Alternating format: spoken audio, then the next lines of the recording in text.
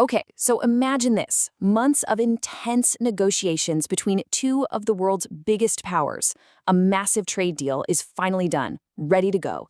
And then, poof, it just vanishes. Today, we're digging into the absolutely wild story of the deal that disappeared into thin air. Right? That's the big question here. You've got the US and India, teams of experts, months of work hammering out all the details. They get it done, they agree, and then nothing. It's just gone. I mean, how does something that solid just completely vaporize? So the first thing you have to get is that back in July, this thing was a done deal.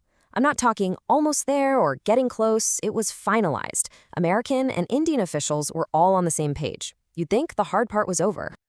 And then it wasn't. The whole deal was just canceled. All of that work, all that negotiating, just completely wiped off the table. And the reason why? Well, that's where this story goes from being about politics to being something else entirely.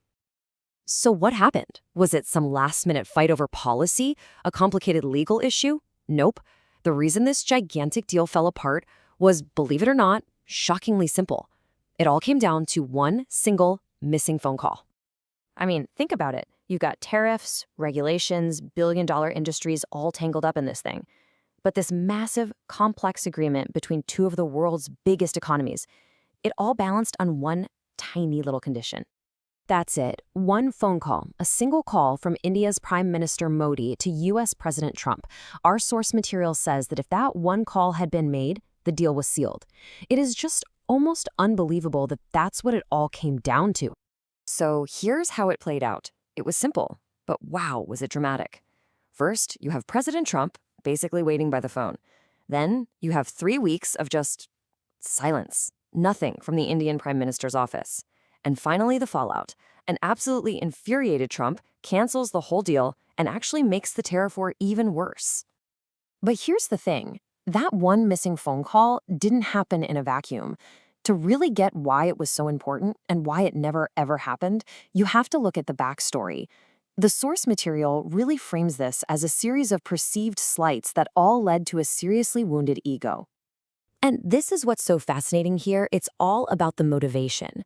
The source describes President Trump's ego as being wounded by things India had done, and that this led to a desire for what it actually calls revenge by putting India in a humiliating spot. You can see how this shifts from being about policy to being very, very personal. And this wasn't just a one-off thing. This tension had been building, and it was apparently based on 3 key events. First, India turned down Trump's offer to mediate in a ceasefire.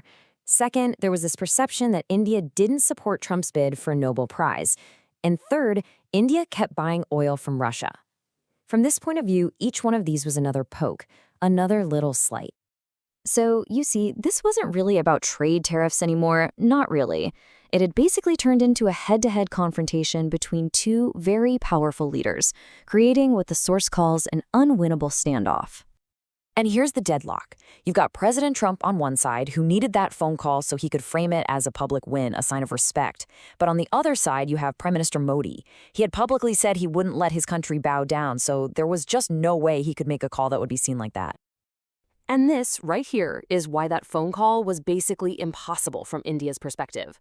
The source suggests that even if Modi had called, Trump would have almost certainly put out some triumphant, humiliating statement just like this.